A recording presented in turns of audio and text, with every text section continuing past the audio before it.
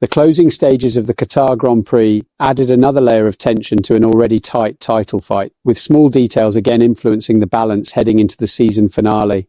Overtaking proved difficult throughout the race, and strategy played a decisive role for the front-running teams, forcing drivers to rely on very limited opportunities to gain track position. That dynamic shaped the battle between Lando Norris and Kimi Antonelli in the final laps at Lusail. Norris had been on course to finish behind the Mercedes driver after a strategic call removed him from podium contention earlier in the race.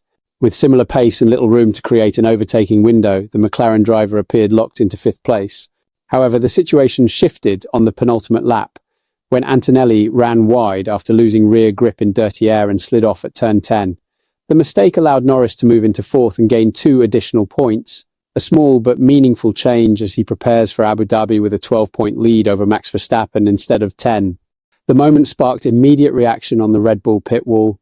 Verstappen's engineer, Giampiero Lambiase, suggested over the radio that it looked as though Antonelli had allowed Norris through without resistance. After the race, Helmut Marko echoed the sentiment, telling motorsport.com that the Mercedes driver had more or less let Lando through on 2 occasions and calling the situation so obvious.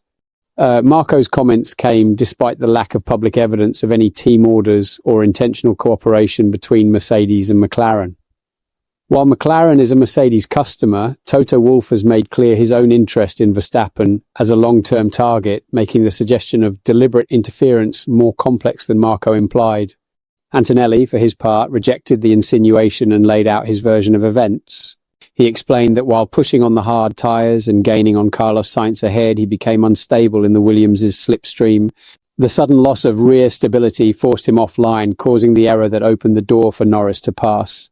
The young Mercedes driver said he felt capable of holding the position, but conceded that the mistake cost him dearly. Antonelli added that Norris had been outside DRS range for several laps, making the overtake unlikely without external factors. He described the moment as very annoying, stressing that it was purely driver error rather than a tactical choice to influence the championship.